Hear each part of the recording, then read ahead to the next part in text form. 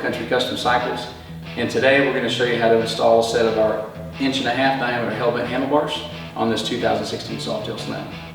So this is our complete setup that we go ahead and pre-wire for you, so we eliminate all the issues and headaches that you've seen about wiring and frustrations. We take care of all that for you and essentially give you a plug-and-play setup. All the connectors are installed, everything's ready to go. We can even install the grips for you, housings, everything. Pretty much do everything but bolt them down. Cables are included, your brake line, your clutch cable, your banjo washers. There's a few other things that are included in the kits that we sell, but we make it as complete as we can to make your life a little bit easier and get on the road a little bit faster. We're going to disconnect the battery.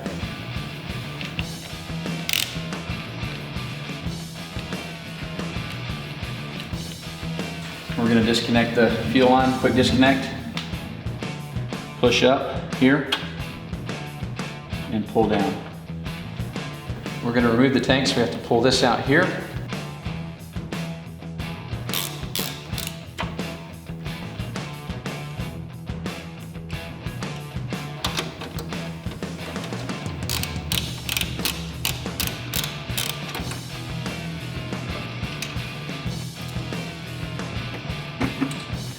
Okay, so this is a part right here a lot of people waste a lot of time on. Most people think that you have to drain the fuel and remove the tank to access the wiring, which is underneath here, and that's not the truth. It's actually much simpler than that. We've already showed you how to pull the tank bolts out. The next thing you're going to need to do is slide the gas tank back, and that will expose the connectors right here, and your crossover line will stay attached. You don't have to drain any fuel whatsoever. And that's the reason we disconnected the quick disconnect on the other side in the first place. So we're going to ease this tank back and expose this rubber shielding right here. That separates the wires from the gas tank. You want to pull that back. Plugs on the right side. You have your right-hand turn signals, which is this plug right here. And then you have your throttle ball wire, which is this plug right here. Both of those get unplugged by pushing these little tabs, and they just come right out. Just pulling the switch housings and the controls off to get them out of the way so we can put the new bars on.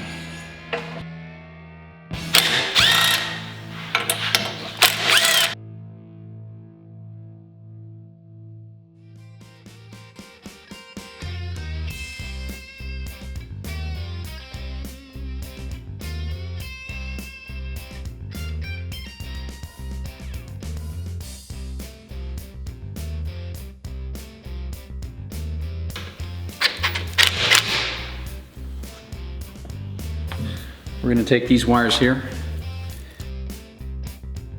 This is the right side.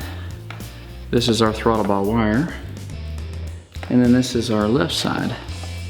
And we're going to run them down through this hole in the front, down through here where they came up to begin with.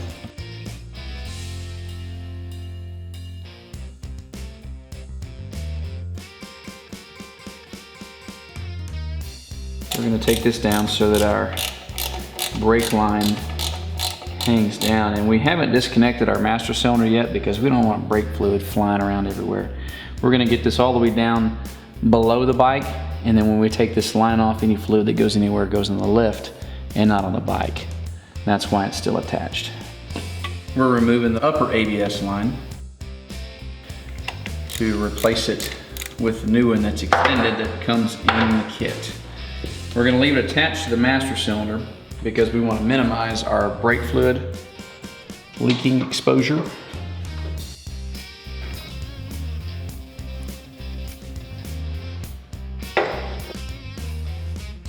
Now we're going to take the line off. And the reason we're doing it like this is because we don't want to get dot fluid on any of the paint. So we always want to do it away from the bike. So the next step in this installation, this is a question we get all the time at the shop.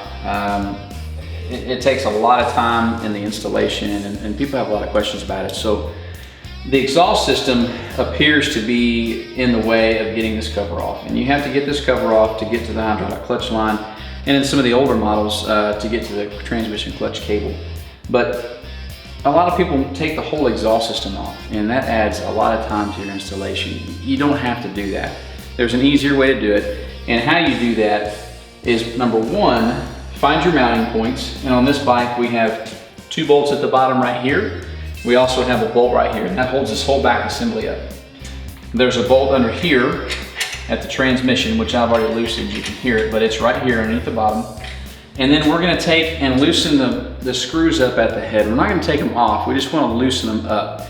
And you don't have to remove the heat shields to do that, because you're gonna use a short socket like this. And this short socket, if you'll come a little closer, this short socket will get around that heat shield and get up on your exhaust bolts right there and not hit the heat shield. Very important. And follow us along, we're gonna go ahead and show you how to get each bolt out and everything, and then we're just gonna pull this exhaust out a couple inches, take this off, we're done.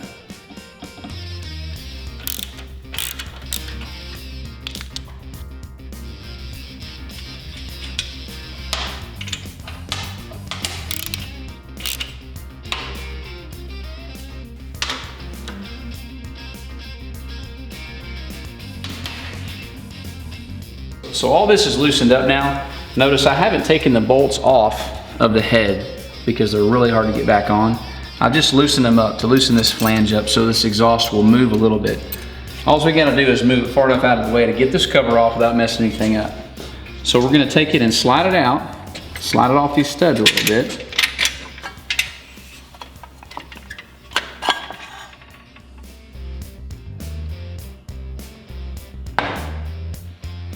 So we're gonna replace the clutch line.